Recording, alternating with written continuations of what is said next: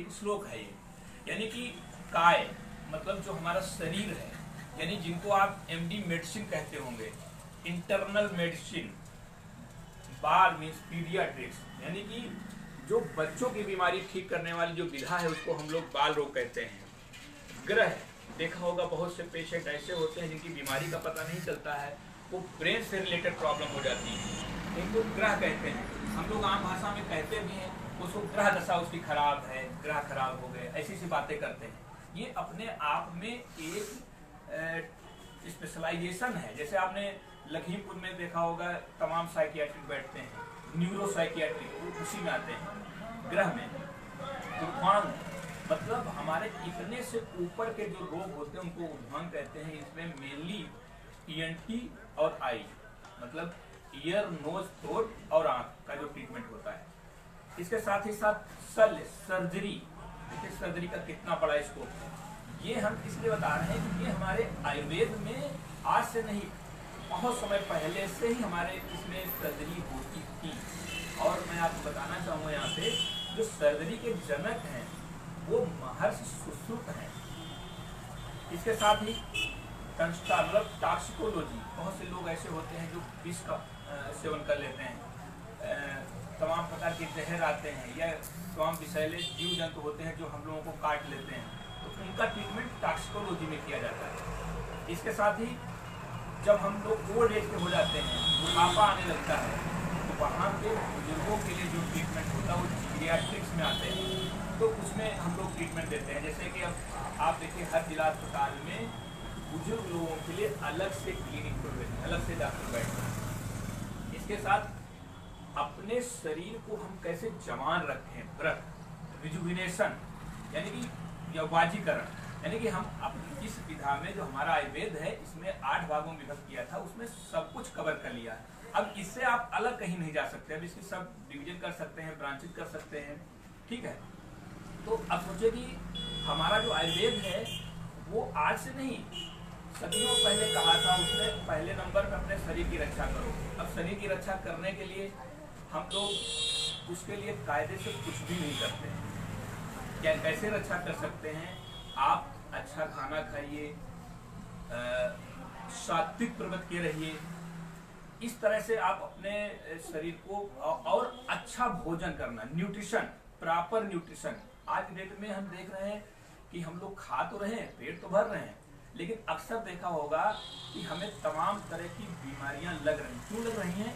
क्योंकि हम ज़्यादा अपनी ज़मीन को उपजाऊ बनाने के लिए जो केमिकल का इस्तेमाल करते हैं, उससे क्या हुआ कि न्यूट्रिशन हमारे जितना भी अन्न है उनमें न्यूट्रिशन अब पहले जैसा नहीं है, और उनकी जगह पे क्या हो गया, केमिकल ने अपना हिस्सेदारी ले ली। जैसे आप गेहूँ बोते हो, आप गेहूँ गन्ना बोते हो, आप उसकी रोपाई से लेकर के भंडारण तक कितने केमिकल का इस्तेमाल करते हैं। तो ये भी एक रीजन है कि हम लोग खा तो रहे हैं लेकिन हमको प्रॉपर कैल्शियम, विटामिन कुछ भी नहीं मिल पा रहा है ना। यानी न्यूट्रिशन पे आयुर्वेद ने बहुत पहले कहा था, अगर प्रॉपर न्यूट्रिशन लोगे तो आप हेल्दी भी रहोगे। इसके साथ ही जो बीमारियां 2 प्रकार की मतलब यहाँ पे हैं। एक होती है एपिडेमिक, यानी कि जनपदोध्वनि रोग, यानी ऐसे रोग जिनका मूल कारण अधर्म होता है। इस चीज को समझना पड़ेगा। आयुर्वेद ने बहुत पहले कहा था जनपदोध्वंस, मतलब जनपद प्लस उध्वंस, यानी कि जिस जनपद का जो जनपद नष्ट हो जाए वो जनपदोध्वंस। यानी कि पहले आपने सुना होगा हैजा चलता था, जिस गांव में हैजा आया वो गांव के गांव साफ हो जाया करते थे, ये क्या था, जनपदोध्वंस था। इसी तरह से ये होता क्यों है? इसके 4 मूलभूत कारण हैं, देश, काल, जल और वायु।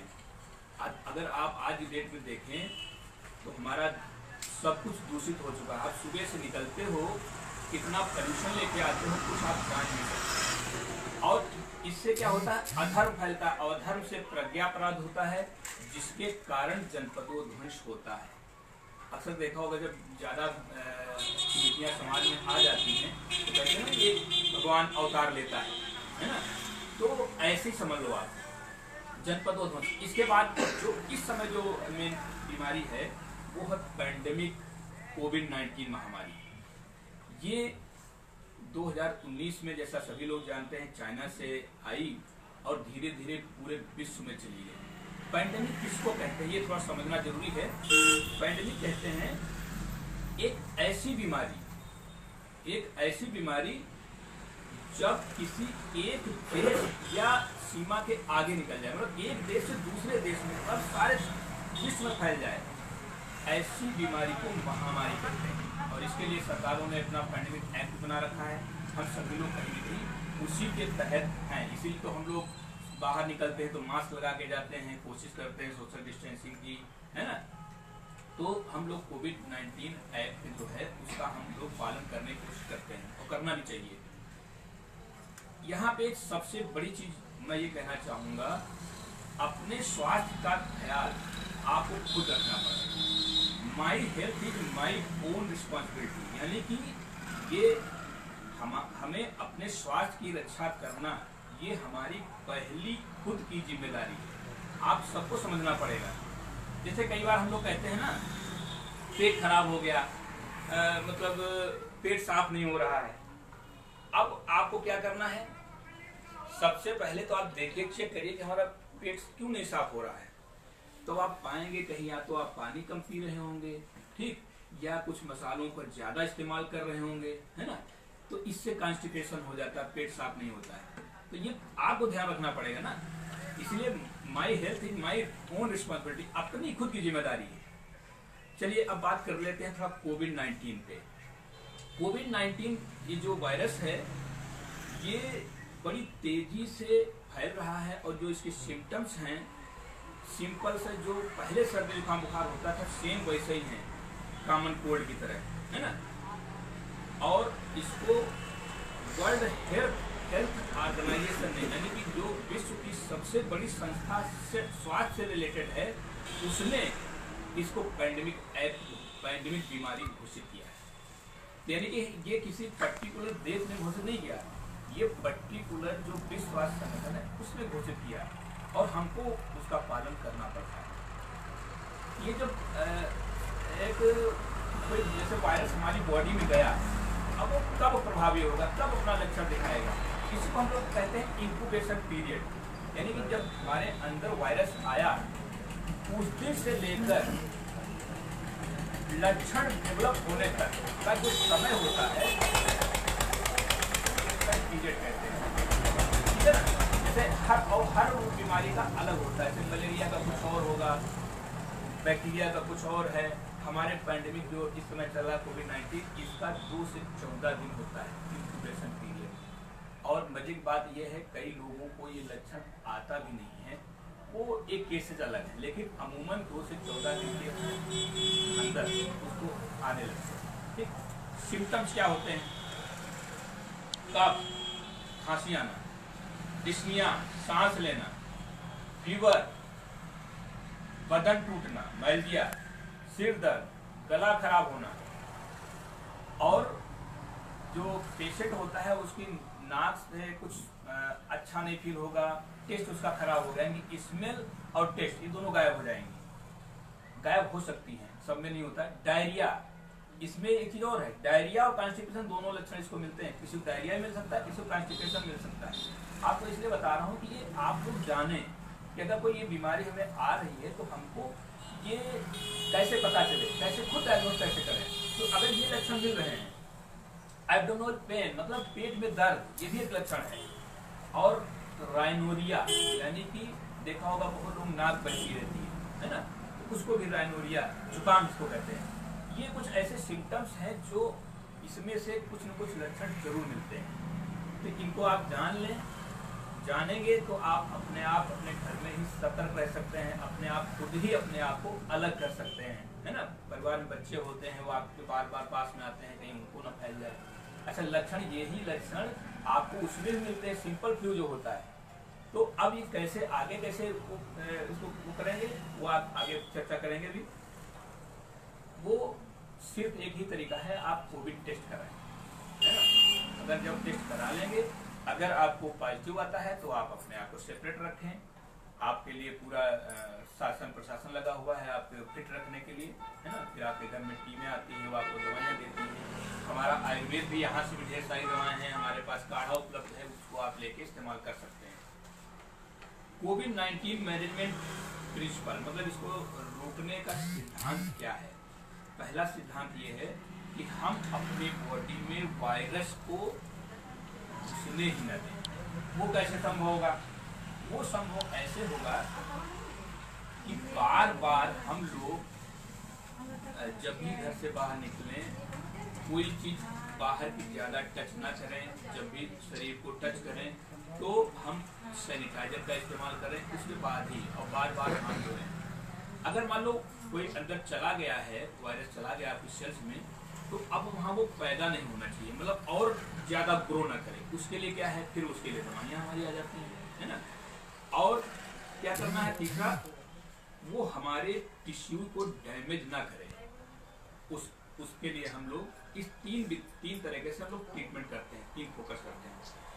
अच्छा, हमारा आयुर्वेद किस तरह सहयोग कर सकता है? आयुर्वेद, हमारे पास जितनी भी आयुर्वेदिक जड़ी बूटियाँ होती हैं, कहीं न कहीं हमारे शरीर में इम्यूनिटी पावर बढ़ाती है। जिसमें आप सबसे पहला जो सब लोग जानते हैं, च्यवनप्राश का बहुत अच्छा रोल है। अगर च्यवनप्राश आप लेते रहोगे तो ये तो कोविड-19 है, वैसे भी तमाम बीमारियों से बच सकते हैं। जितनी भी एलर्जी प्रॉब्लम्स होती हैं, इम्यूनिटी वीक होने से प्रॉब्लम होती हैं, वो सारी आप दूर कर सकते हैं। हाँ, कुछ लोग कह सकते हैं डायबिटीज में च्यवनप्राश लेना है कि नहीं लेना है, तो डायबिटीज में आपको शुगर फ्री च्यवनप्राश लेना है। च्यवनप्राश नहीं, लेकिन शुगर फ्री। एक चीज और, आप अपने घर में काढ़ा बना सकते हैं। तुलसी, अदरक, तुलसी हो गया, अदरक हो गई, दालचीनी हो गई, काली मिर्च हो गई, मुनक्का हो गया, इनको आप मिक्स करके आप काढ़ा बना के सुबह शाम पिए। इससे भी इम्यूनिटी पावर बहुत अच्छे से बढ़ती है। और इसके साथ ही एक गोल्डन मिल्क, जिसको हम लोग कहते हैं, दूध में 1 चम्मच हल्दी डाल के डेली पीना चाहिए। ये सबको पीना चाहिए, इससे भी आपकी इम्यूनिटी पावर बहुत ज़बरदस्त बढ़ती है। और हल्दी का गुण ही है इम्यूनिटी पावर बढ़ाना, ठीक है ना। जनरल मेजर्स कैसे कर सकते हैं? ये तो दवाइयाँ हो गई। सबसे पहला काम करना है आप सब लोगों को, जब भी पानी पिए, गुनगुना पानी पिए। जब अगर गुनगुना पानी पीते रहेंगे तो भी आपका जो वायरस है वो मर जाएगा, ठीक। एक चीज और है, डेली योगासन करना है, एक्सरसाइज करना है, कम से कम 30 मिनट योग, प्राणायाम, एक्सरसाइज सुबह में करना ही चाहिए, अगर इस बीमारी से सबको बचना है। एक चीज और है, हमने कहा था कि आपने घर का जो किचन होता है वो मल्टी स्पेशलिटी हॉस्पिटल समझिए उसको। अगर आपके घर में सारे मसाले उपलब्ध हैं तो आप जान लीजिए कि बहुत बेहतरीन आपके घर में ट्रीटमेंट करने की व्यवस्था है। क्या क्या उसमें से मेनली क्या क्या इस्तेमाल करना है, उसमें से धनिया हो गया, हल्दी हो गया, लहसुन हो गया, काली मिर्च है, इन सब का प्रॉपर इस्तेमाल करेंगे तो आप इस बीमारी से बचे रहेंगे। अच्छा, बहुत लोग कहते हैं कि हम तो लहसुन भी नहीं खाते हैं, तो मेरा सभी लोगों को सुझाव है कि लहसुन कोई नॉनवेज नहीं है। कुछ लोग कहते हैं ना, मैं वैष्णवी हूँ, वैष्णव भोजन वाले लहसुन नहीं खाते, बट यहाँ पे मैं तो ये कहूँगा इसको खाना चाहिए, लहसुन भी खाना चाहिए। और आप अगर योग प्राणायाम करेंगे तो आपको बेनिफिट क्या होगा, और क्या क्या करना है योग प्राणायाम में। पहले नंबर पे सूक्ष्म व्यायाम करने हैं, छोटी छोटी एक्सरसाइज जो होती हैं वो आपको करनी है। अब आपके यहाँ जल्दी ही जब हॉस्पिटल बन जाएगा तो आपके यहाँ भी एक योगा टीचर पुरुष और योग टीचर महिला, ये सब उपलब्ध रहेंगे। आप लोग आराम से वहाँ पर डेली आकर के सीख सकते हैं। कुछ चीजें प्राणायाम, डीप ब्रीदिंग करनी है, लंबी गहरी सांसें लेनी होती है, इस तरह से भी आप वायरस को खत्म कर सकते हैं। इसके साथ एक चीज और है, हमारे यहाँ एक नस्य की कल्पना करी गई है, यानी कि जो हम लोग नाक में डालने वाली दवाएं देते हैं ना, जैसे कभी भी आप ENT डॉक्टर के पास जाओगे तो नाक कान गला विशेषज्ञ होता है तो कोई न कोई नेजर ड्रॉप देता है। ये हमारे आयुर्वेद में बहुत पहले से है, उसको नस्य कहते हैं, बस अंतर इतना ही है, ये लोग नेजर ड्रॉप कहते हैं, हम लोग नस्य कहते हैं। तो वो कर सकते हैं, डेली करना चाहिए। और अगर कोई दवा नहीं है तो आप सिंपल सा इन दोनों टिप में लगाइए, अपना तेल लगाइए, शीशम का तेल ले लीजिए, नारियल तेल ले लीजिए, ऐसे सुबह सुबह आप निकल जाइए। तो ये सबको करना चाहिए। इससे भी जो वायरस है आपका, जो नाक के थ्रू जाता है, तो यही नाक में ही वो खत्म हो जाएगा। और अगर एक चीज और बताएं, अगर आपके घर में ये भी नहीं है तो हमारे हॉस्पिटल में अणु तेल मिलेगा। अणु तेल मान लो यहाँ 60 हो गया तो आप बाजार से भी ले सकते हो, वो उससे भी आप कर सकते हो, है ना। फिर और 2-2 बूंद सुबह शाम डालना होता है। इसके साथ ही आपको भाप लेना है। भाप में कोई बाहर चीज डालने की जरूरत नहीं, आपके घर में ही अजवाइन रहती है, उसको आप डाल सकते हैं। पुदीना आपके घरों में होता है, उसको डाल सकते हैं और उसकी भाप ले सकते हैं। उतना ही काम करेगा जितना आपको वहां से होता है, ठीक है। और दिन भर में गले के लिए आपको गुनगुना पानी पीना है। और इसके साथ साथ हमारे हॉस्पिटल में दवा मिलती है सनसमनी बटी। सब लोग याद कर लीजिए, चाहे तो कभी इस तरह की फीलिंग्स हो तो आप मांग भी सकते हैं कि मुझे सनसमनी बटी जरूर दीजिएगा, है ना। सनसमनी बटी का प्रयोग कर सकते हैं, 2-2 गोली एडल्ट डोज है ना। अब बात आती है कि हम क्या चीज खाएं कि जिससे हम इस बीमारी से लड़ सकें। हमको वही खाने खाने हैं जिससे हमारी इम्यूनिटी पावर बढ़े। तो खाने मतलब भूख बढ़ेगी तो आप आराम से खाना भी खाओगे, हेल्दी रहेंगे। तो खाने से पहले अगर आप अदरक का 1-2 टुकड़ा लेना छोटे छोटे और काला नमक में डाल करके 15-20 मिनट पहले खाएंगे तो आपकी भूख बढ़ जाएगी। आप खाने से पहले अगर मूंग दाल का सूप बना के पिएंगे उससे भी बढ़ेगी भूख। इसके साथ सब्जी या जो लोग नॉनवेज खाते हैं मीट का सूप भी ले सकते हैं, ठीक है। और रोटी जो खाएं उसमें थोड़ा सा गाय का घी जरूर लगा लें।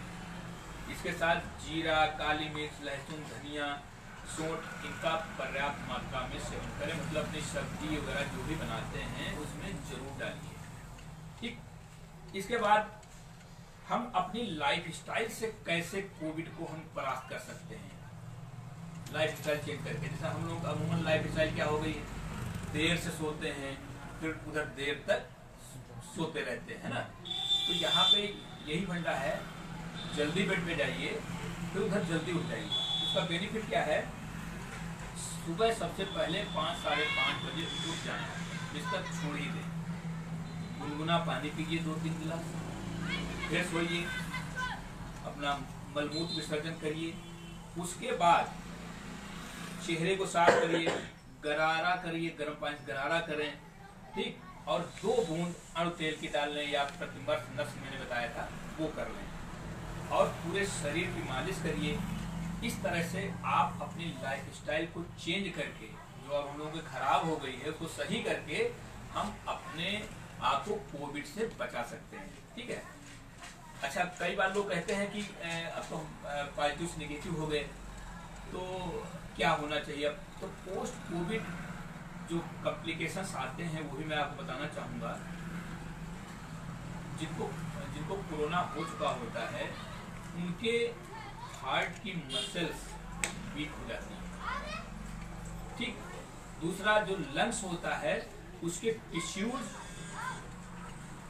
जो होते हैं वो वीक हो जाते हैं, डैमेज हो जाते हैं। और जो हमारा नर्वस सिस्टम होता है वो उसमें भी काफ़ी फर्क पड़ता है, जिससे हमको जो है एनोस्मिया एक बीमारी हो जाती है, जिसमें हम लोगों को ना तो सुगंध आती है ना टेस्ट आता है, ठीक। मेंटल हेल्थ में भी दिक्कतें होती हैं, पेशेंट को बड़ा एंजाइटी हो जाती है, उसको डिप्रेशन चला जाता है ना, उसकी नींद डिस्टर्ब हो जाती है।